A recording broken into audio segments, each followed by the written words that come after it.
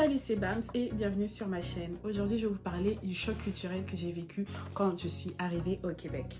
Alors avant de commencer, j'aimerais te demander de t'abonner et de mettre la petite cloche s'il te plaît. Voilà, let's go. Ok, donc la première chose qui m'a étonnée au Québec, c'était qu'en fait, il y a des mots qui ont des significations différentes en France et au Québec. Par exemple, bonjour, c'est au revoir. C'est-à-dire que tu parles avec quelqu'un, tu finis la discussion, tu dis au revoir, la personne te dit bonjour. Non, au revoir. Tu me laisses partir. Ok?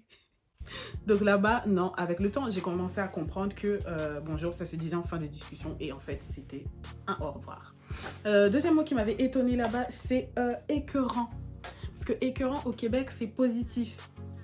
Donc, moi, une des fois où j'ai été confrontée à ce mot, j'étais avec une pote et son amie lui avait envoyé la photo d'une robe qu'elle avait achetée. Et donc, elle voit la photo de la robe, elle dit « Hey, sa robe est donc bien écœurante !» Je dis « Ça se fait pas, tu vois. » Donc, je veux être la gentille, tu veux t'intégrer et tout. Et je regarde la robe. Et là, je commence à, tu vois, je veux être gentille, mais pas lèche-cul. Donc, du coup, je dis « Bon, c'est vrai que la robe, elle est pas ouf. » C'est vrai que la robe, elle est pas ouf.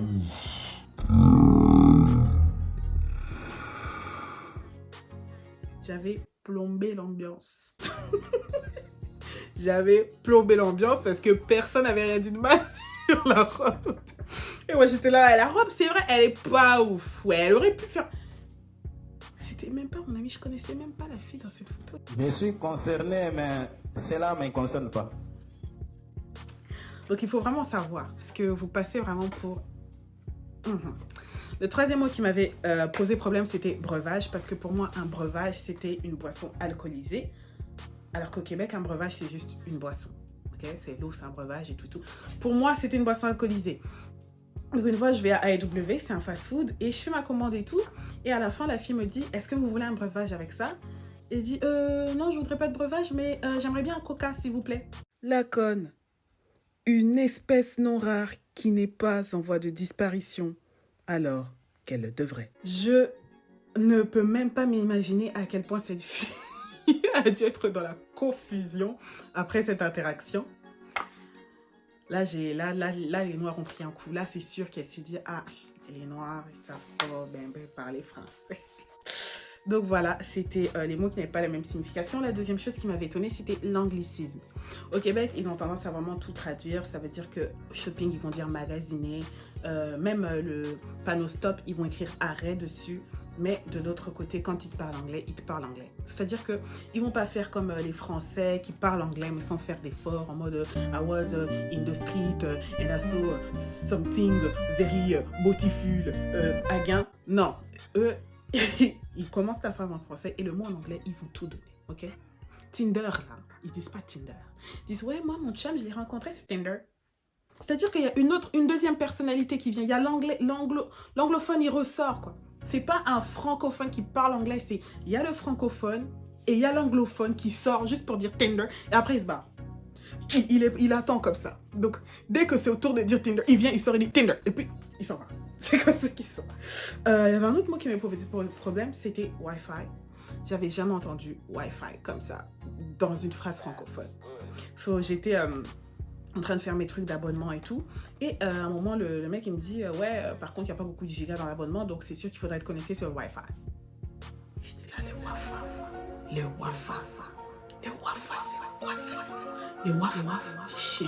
Donc, je ne savais pas du tout de quoi il parlait et il a vu dans mon regard, en fait, que j'étais genre en mode, le Wi-Fi, où est-ce que je vais trouver un Wi-Fi? Un Wi-Fi. Et il m'expliquait, il m'a dit, le Wi-Fi.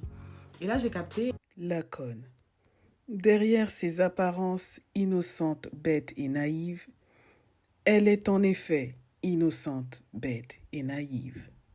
Et après, on m'a dit, ouais, que souvent les Français, les Québécois ont l'impression qu'il y a des Français qui font exprès de ne pas comprendre ce qu'ils disent et tout. Pour le coup, j'avais vraiment pas compris, mais après, j'ai jamais refait l'erreur. Donc, la troisième chose qui m'avait étonnée, c'était leur lait. Il n'est pas pasteurisé comme en France, donc en fait, c'est pas un lait que tu vas mettre dans ton placard et qui ne va pas pourrir. Mais moi, je ne savais pas. Donc, une fois, j'arrive au travail, je dis à mes collègues, mais ici, je comprends pas. À chaque fois que je mets mon lait dans le placard, ça pourrit. Et là, mes collègues, ils me disent, mais ton lait, tu l'as mis combien de temps dans le placard? Je dis, je sais même pas longtemps, genre 2 semaines. Là, ils m'ont regardé, ils ont dit, mais là, avec 2 semaines. Non, mais je sais pas si tu réalises, en fait, c'est comme si quelqu'un, il venait et te disait, ouais, mon poisson, il arrête pas de pourrir à chaque fois. Je le mets dans mon tiroir et ça pourrit.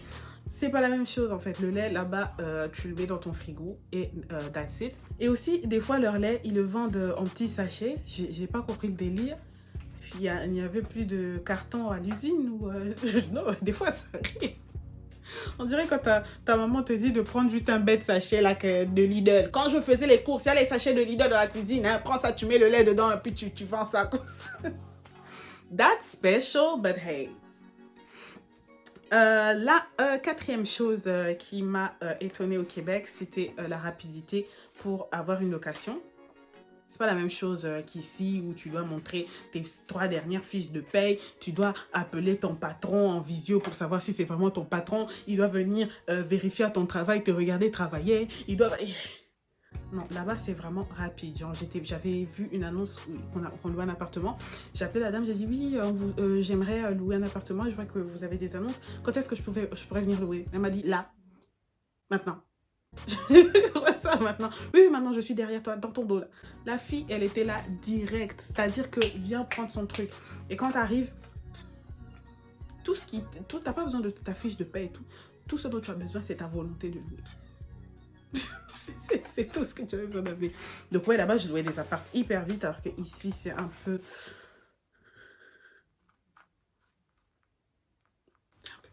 C'est un peu galère. La 5e chose qui m'a vraiment marqué des Québécois, c'est leur hospitalité. Ils sont vraiment hospitaliers, ok? C'est pas comme ici où t'as pas ton téléphone, tu demandes l'heure aux gens. Ici, ils vont pas t'ignorer. Je veux dire que t'ignorer, c'est pas assez. Ils vont t'insulter aussi. Non, comme ça, tu vas plus recommencer tes conneries. Ils vont te dire d'aller Niquer ta mère. Tu comprends? Alors qu'au Québec, le mec, il va te donner l'heure volontiers. Il va te dire, tu veux-tu ma montre? Il va te donner sa montre. Il va te proposer de niquer sa mère à lui. Ah oui. Ah, tu ne t'attendais pas. Tu ne t'attendais pas. Ils sont hyper hospitaliers. Donc, vraiment, un pouce vert pour les Québécois pour ça. Il y a aussi la fête. On n'en parle pas. Ils sont pas réputés pour ça, mais les Québécois adorent faire la fête. Ils adorent boire de la bière. Pour la petite anecdote, on était entre biomèdes, on faisait les jeux de biomèdes, on était tous dans un hôtel et il y avait une chanson qui chantait « Allez biomède, montre-moi tes fesses, allez biomède, montre-moi ton cul ». Et là, tu devais montrer ton cul à des inconnus.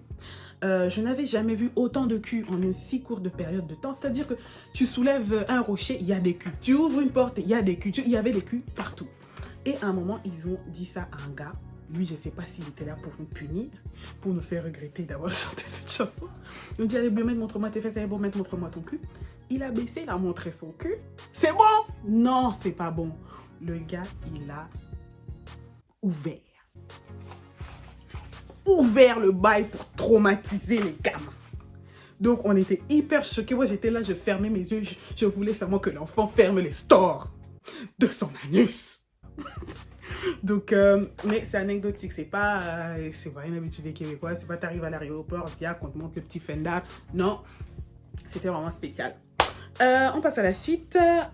Du coup, la dernière chose qui m'a étonnée, en fait, c'est quelque chose qui, eux, peut-être, ça m'a pas étonné, mais c'était un choc culturel que eux ont vécu par rapport à nous, les étrangers. Moi, la ville où j'étais, il n'y a pas tant de diversité à part dans l'université, donc du coup, les gens qui n'étaient pas à l'université, on était... Voilà, c'était nouveau pour eux, c'était rare. Moi, je me rappelle, j'étais une fois au taf et il y a une dame qui me voit et tout, elle me fait « Ah, et tout, vous venez d'où ?» Moi, toute fière et tout, je dis « Oui, je viens de Kinshasa. » Elle me dit « Oui, vous êtes ici depuis combien de temps ?» Je dis « Ça fait 2 ans. » Elle dit « Ah, ben bravo. Vous avez vite appris à parler français, dis donc. » Là, j'ai regardé la dame. The Negro was too shocked to say something. I was too shocked. J'ai rien dit. Hey, je vous jure, hein, quand je vous parle comme ça, je suis sûre qu'il y a quelqu'un qui... Enfin, il y a des gens qui se disent « Ouais, moi j'aurais fait ça, j'aurais... » Tu vas rien faire.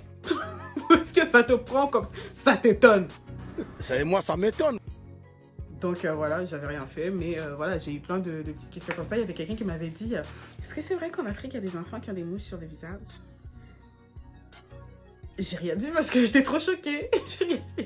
Mais j'avais envie de lui dire oui.